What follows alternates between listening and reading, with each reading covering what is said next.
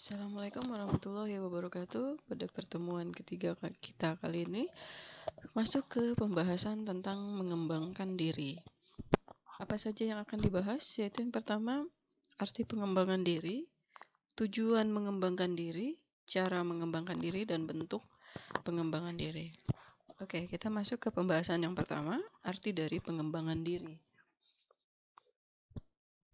Mengembangkan diri adalah suatu usaha, sengaja, dan terus-menerus tanpa henti yang dilakukan dengan berbagai cara dan bentuk untuk membuat daya potensi diri, baik dari jasmani maupun dari rohani, dapat terwujud secara baik dan optimal, yang mengantarkan seseorang pada taraf kedewasaan sesungguhnya. Nah, usaha besar ini merupakan konsekuensi dari kedudukannya sebagai manusia yang diberi akal dan budi. Pengembangan diri ini adalah suatu proses pembentukan potensi bakat, sikap, perilaku, dan kepribadian seseorang melalui pembelajaran dan pengalaman yang dilakukan secara berulang-ulang, sehingga meningkatkan kapasitas atau kemampuan diri sampai pada tahap otonomi atau kemandirian.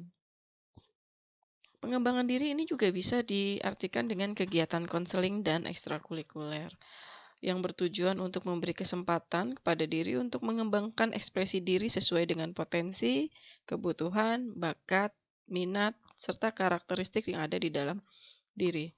Nah, kegiatan pengembangan diri ini dapat dilaksanakan dalam bentuk pelayanan konseling, bisa dengan kehidupan pribadi, sosial, kesulitan belajar, maupun dari karir gitu ya. Juga ada pengembangan kreativitas kepribadian diri, seperti mengikuti pelatihan-pelatihan kepemimpinan, ikut kegiatan ekstrakurikuler lainnya gitu ya. Nah, di sini saya akan menjelaskan beberapa definisi atau pengertian dari pengembangan diri dari beberapa sumber. Yang pertama, menurut Marmawi di tahun 2009, pengembangan diri adalah suatu proses meningkatkan kemampuan atau potensi dan kepribadian serta emosional seseorang agar terus tumbuh dan berkembang. Lalu yang kedua, menurut Termudi, ini di tahun 1998, beliau mengatakan pengembangan diri adalah mengembangkan bakat yang dimiliki, mewujudkan impian-impian, meningkatkan rasa percaya diri, menjadi kuat dalam menghadapi percobaan, dan menjalani hubungan yang baik dengan sesamanya. Lalu ada lagi dengan menurut Depak di tahun 2005, pengembangan diri adalah proses pembentukan sikap dan perilaku yang relatif menetap melalui pengalaman yang berulang-ulang sampai pada tahap otonomi atau kemandirian mengenai suatu perilaku tertentu. Dan yang terakhir saya mencari referensi yaitu menurut Fanani di tahun 2003, pengembangan diri adalah pengembangan segala potensi yang ada pada diri sendiri dalam usaha meningkatkan potensi berpikir dan berprakarsa serta meningkatkan kapasitas intelektual yang diperoleh dengan jalan melakukan berbagai aktivitas. Oke, selanjutnya poin yang kedua adalah tujuan pengembangan diri.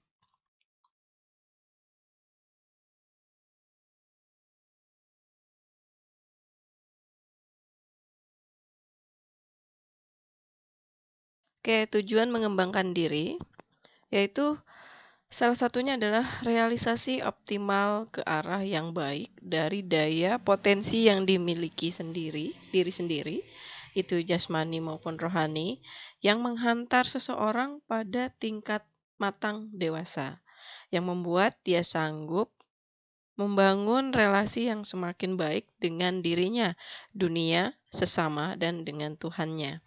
Nah, usaha ini melibatkan diri manusia sepenuhnya dan menggunakan daya dukung yang tersedia baginya. Pengembangan diri merupakan proses yang utuh dari awal keputusan sampai puncak sukses dalam mencapai kemandirian, serta menuju pada aktualisasi diri. Nah, perubahan dan perkembangan bertujuan untuk memungkinkan orang menyesuaikan diri dengan lingkungan dimanapun dia hidup, dia berada. Nah, ini ada menurut Amri tahun 2013, tujuan dari pengembangan diri bagi seorang individu, yaitu kalau dilihat dari tujuan umum, Yaitu pengembangan diri secara umum memberikan kesempatan kepada peserta didik untuk mengembangkan dan mengekspresikan diri sesuai dengan kebutuhan masyarakat. Nah, kebutuhan ini untuk pembelajaran, potensi, bakat, minat, kondisi, dan perkembangan di dalam diri dengan memperhatikan kondisi di lingkungan. Lalu yang kedua, tujuan secara khusus, yaitu pengembangan diri secara khusus ini menunjang pendidikan si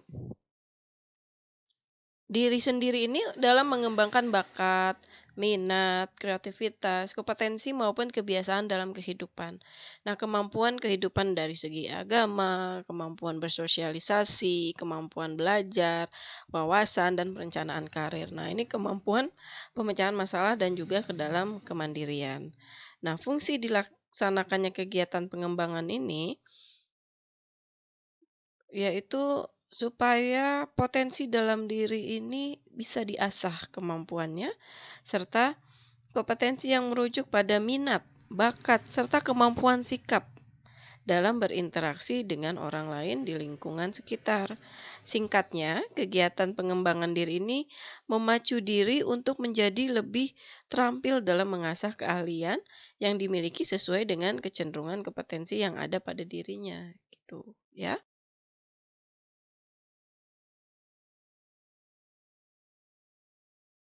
Oke, poin yang ketiga adalah cara mengembangkan diri. Cara mengembangkan diri bisa dengan mengenal dan menerima diri, memiliki kemampuan kuat untuk mengembangkan diri, dapat memanfaatkan kemungkinan yang terbuka, belajar dari kesalahan. Nah, langkah-langkah pengambilan diri ini dapat dilakukan dengan memanfaatkan waktu, bakat, dan kemampuan menggali sesuatu yang selama ini sudah ada di dalam diri. Nah, terdapat banyak sekali ya untuk mengembangkan diri yang semuanya saling berkaitan dan saling melengkapi. Di sini ada referensi yang saya kutip menurut Tarmudi di tahun 1998. Ada langkah-langkah dalam pengembangan diri, yaitu di antara lain ada percaya diri. Harus punya rasa percaya diri, syarat utama.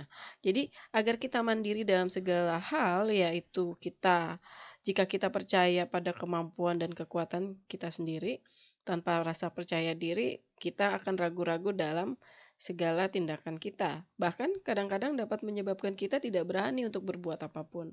Nah, kepercayaan diri ini sedikit dipelajari karena sebenarnya terbentuk secara perlahan-lahan dalam kehidupan kita. Selanjutnya, ada belajar dari pengalaman. Kita belajar berbicara, membaca, menulis, memasak, ataupun yang lainnya gitu ya, masih banyak hal lain yang bisa kita pelajari.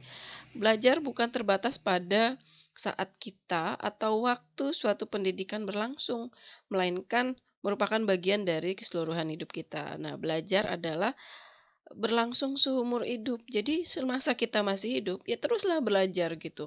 Tidak ada putusnya, kecuali memang hidup kita sudah tidak ada, maksudnya sudah meninggal, itu tidak ada lagi yang perlu dipelajari. Yang ada apa yang sudah dipelajari nanti bermanfaat nggak buat di akhirat gitu ya. Nah, lalu yang ketiga, menghargai waktu. Salah satu keharusan dalam mengembangkan diri yaitu belajar bagaimana cara menggunakan waktu dengan baik dan bijaksana. Langkah pertama dalam mengatur waktu yaitu dengan menghargai waktu secara tulus dan serius. Hargailah waktu, tetapi jangan sekali-sekali membiarkan diri kita ini diperbudak oleh waktu juga gitu. Perlakuan waktu dengan perhatian yang sama besarnya seperti kita memperlakukan diri kita. Makanya jangan suka sia-siakan waktu, manfaatkan waktu. Nah, kurang lebih seperti itu. Lalu yang keempat ada jangan menjadi katak dalam tempurung. Mungkin sering mendengar kata-kata seperti ini ya. Jadi buatlah banyak perjalanan dan lihatlah apa yang terdapat di dunia ini. Untuk dapat berkembang, kita harus berusaha melihat dan mendengar. Jangan terlalu gak mau dengerin, bodo amat, saya punya pendapat sendiri, misalnya seperti itu. Kemudian berusaha untuk mendapatkan apa yang menjadi keinginan kita. Keinginan itu dapat kita capai yaitu dengan cara berhubungan dengan orang lain atau lingkungan yang ada di sekitar kita. Selanjutnya, menghargai diri sendiri dan orang lain. yaitu dengan mengembangkan diri. Yang dilakukan yaitu menghargai diri kita sendiri tentunya. Kita harus menghargai kelebihan dan kekurangan yang kita punya. Seseorang akan berkembang bila percaya akan kemampuan yang dimilikinya. Demikian juga dengan keberadaan orang lain yang ada di sekitar kita. Kita harus menghargai mereka sebagai orang yang mendukung pengembangan dari diri kita. Pernah juga dengar mungkin ya, sering. Hargailah dirimu sebelum kamu menghargai orang lain. Seperti itu ya. Jika kamu mau dihargain, hargailah dulu dirimu. Gitu ya. Lalu selanjutnya adanya dorongan untuk berprestasi. Adanya dorongan berprestasi ini merupakan hal yang penting juga dalam hidup. Dengan adanya dorongan tersebut, kita diharapkan mampu melakukan kegiatan-kegiatan yang positif, yang sifatnya positif, untuk mendukung pengembangan diri kita, dituntut untuk aktif dalam berbagai hal. Nah, di sini ada 7 kebiasaan pribadi yang efektif dalam mengembangkan diri yang supaya tuh kita tuh punya kebiasaan yang efektif. Ya, saya sebutkan di antaranya ada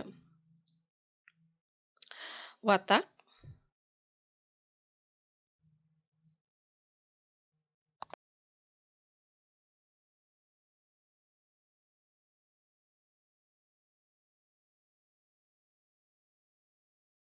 Baik, selanjutnya bentuk pengembangan diri.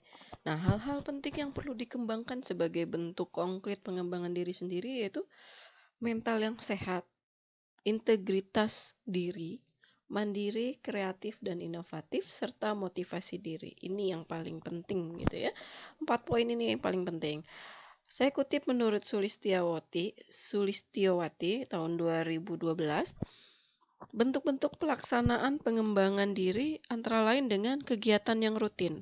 Maksudnya, yaitu memasukkan kegiatan yang dilakukan secara reguler, baik di kelas maupun di perkuliahan, yang bertujuan untuk membiasakan mahasiswa mengerjakan sesuatu dengan baik seperti berdoa, mengerjakan tugas gitu ya, memakai ketentuan-ketentuan yang ditetapkan oleh pihak kampus, misalnya sepatu, tidak boleh memakai sendal gitu ya. Lalu kegiatan spontan yaitu kegiatan pengembangan diri yang tidak ditentukan tempat dan waktunya. Seperti membiasakan mengucapkan salam. Ini poin penting. Dari zaman kalian mungkin TK ataupun dari masih kecil sudah diajarkan di lingkungan keluarga dengan mengucapkan salam kepada yang lebih tua gitu ya, atau memberikan cium tangan, seperti itu harus tetap dikerjakan gitu walaupun memang kondisinya sudah, "Wah, masa saya udah mahasiswa masih kayak gitu sih kayak anak kecil?" Tidak, itu termasuk adab, adab yang memang sudah dikerjakan, sudah dilakukan dari kecil, jangan dihilangkan gitu ya. Membiasakan seperti membiasakan membuang sampah pada tempatnya. Nah, ini juga sama, banyak orang yang melihat, ah, sepele, padahal efek dari itu dampaknya sangat banyak ke lingkungan yang lebih luas. Jadi, sadarkan diri, saya dulu waktu kecil, dari kecil sudah diajarkan membuang sampah itu pada tempatnya. Tidaklah habis makan apa, jajan apa, dibuang di jalan, plastik atau bagaimana, itu akan numpuk. Numpuk jadi sampah, sampah yang akan mengakibatkan banyak efek, entah banjir, entah jadi apa, tempat tersebut jadi kumuh gitu kan. Lalu ada lagi kebiasaan yang biasakan antri, budaya antri. Ini harus tetap dikerjakan, harus tetap dilaksanakan gitu ya. Ini mengembangkan diri sendiri. Oh, saya sadar saya datang belakangan, ya masa saya mau nyerobot, istilahnya kayak gitu ya. Jadi budayakan antri, dimanapun berada. Kalau ada orang tidak melakukan itu, ya nggak ada salahnya juga kita menegur. Silakan Pak antri, Bu antri, atau D antri. Karena akan kalau langsung nyerobot gitu, terlihat sangat, wah, dia tidak punya kepribadian yang baik banget gitu, kayak langsung emang nggak diajarin ya waktu kecil seperti itu, kan jadi efeknya banyak. Lalu kegiatan keteladanan, ini kegiatan pengembangan diri yang mengutamakan pemberian contoh dari dosen ataupun dari instruktur kepada mahasiswa gitu atau peserta didiknya seperti dalam bentuk perilaku sehari-hari, berpakaian rapi, berbahasa yang baik, datang tepat waktu. Ketentuan masuk kuliah paling lambat 10 menit ya sudah 10 menit, kalau umpamanya lewat dari 10 menit ya jangan memaksa untuk masuk karena memang sudah ketentuan itu keteladanan ya. Biasakan seperti itu. Terus kegiatan terprogram, kegiatan pembelajaran pengembangan diri yang diprogramkan dan direncanakan secara formal baik di dalam kelas maupun di luar kelas. Ini tujuannya memberikan wawasan tambahan tentang unsur baru dalam kehidupan bermasyarakat yang penting untuk perkembangan diri, seperti kunjungan atau outing kelas, workshop, seminar, banyak ya kegiatan-kegiatan yang terprogram yang bisa kita lakukan ini untuk pengembangan diri kita, pengetahuan yang, wah, saya bisa nambah ilmu nih dengan mengikuti kegiatan tersebut. Oke, kekuatan dan ketahanan mental. Ini ada adversity quotient atau biasanya disingkat AQ. EQ. Ini penentu utama untuk sukses. Lalu yang kedua ada quitter, champers, dan climbers. Lalu yang ketiga ada adversity response profile atau ARP. Ini kemampuan menghadapi masalah dan merespon serta menghadapi setiap permasalahan. Apa saja yang dimaksud itu semua gitu ya. Di dalam adversity question ini menurut penjelasannya dari Paul Sloss mengemukakan salah satu kecerdasan baru selain IQ, EQ, SQ, dan EQ. Jadi menurutnya adalah EQ ini adalah kecerdasan untuk mengatasi kesulitan. Bagaimana mengubah hambatan menjadi peluang atau dengan kata lain, seseorang yang memiliki EQ tinggi ini akan lebih mampu mewujudkan cita-citanya dibandingkan orang yang EQ-nya rendah. Nah, sebagai gambaran, menurut si Stolz, memakai terminologi para pendaki gunung. Di sini pasti banyak teman-teman mahasiswa yang suka hiking, suka naik gunung, daki gunung gitu ya. Dalam hal ini membagi para pendaki gunung menjadi 3 bagian. Ada quitter atau biasanya yang menyerah. Para quitter ini adalah mereka yang sekedar bertahan hidup. Mereka mudah putus asa dan menyerah di tengah jalan. Udah di tengah jalan tapi karena merasa aduh capek banget, jauh banget sih puncaknya mana sih gitu. Back again, turun dia, nggak nyerah lah gitu ya, nggak mau melanjutkan. Lalu yang kedua ada camper, berkemah di tengah perjalanan. Mereka berani melakukan pekerjaan yang resiko, tetapi resiko yang aman dan terukur. Cepat puas dan berhenti di tengah jalan. Ini tergolong yang camper nih. Jadi ada baru 2 ya, tipe-tipenya ini. Lalu yang ketiga ada climber, pendaki yang mencapai puncak. Pasti ada rasa puas, ada rasa yang ternyata saya bisa. Nah, ini berani menghadapi resiko dan menuntaskan pekerjaannya. Ini bisa kita pelajari di dalam kehidupan kita gitu ya. Gimana rasanya setelah bersusah payah dari bawah, nanjak dengan segala rintangan gitu ya. Belum lagi hambatan-hambatan yang membuat rasa takut, putus asa dan segala macam. Tapi setelah melewati itu semua dengan naik ke puncak, sampai di puncak itu ada rasa kepuasan, ternyata saya bisa. Ternyata saya selesai menuntaskan pekerjaan ini, kurang lebih seperti itu ya. Teman-teman yang suka mendaki pasti akan merasakan seperti itu. Ya, ada nggak yang udah naik sampai puncak rasa kecewa gitu? Insya Allah kayaknya enggak ya, karena rasa lelahnya terbayarkan gitu dengan melihat pemandangan di atas puncak seperti itu. Oke, untuk di dunia pekerjaan dan kehidupan sangatlah jelas. Banyak pekerja yang intelektualnya, IQ-nya rendah bisa saja mengalahkan mereka yang ber-IQ tinggi, tetapi tidak punya semangat dan keberanian untuk menghadapi masalah dan bertindak. Dengan EQ, dapat dianalisis bagaimana para karyawan atau pekerja mampu mengubah tantangan menjadi sebuah peluang yang akan meningkatkan produktivitas dan keuntungan dari perusahaan. Nah, itu tadi uraian singkat tentang adversity question. Bagaimana dengan kamu semua gitu ya? Winner never quits and quitter never win. Pemenang tidak pernah menyerah dan orang yang gampang menyerah tidak pernah menang, gitu ya. Oke, selanjutnya dari David Campbell menyatakan bahwa kreativitas adalah kegiatan yang mendatangkan hasil dengan kandungan ciri inovatif, berguna, dapat dimengerti. Oke, bahasan pada pertemuan ketiga ini tentang pengembangan diri. Kalian bisa melihat bahan pendukung di pertemuan 3 ini di Google Classroom yang sudah saya sediakan. Ada 7 kebiasaan yang efektif untuk, bisa kalian baca gitu ya. Oke, saya cukupkan. Sekian, wassalamualaikum warahmatullahi wabarakatuh.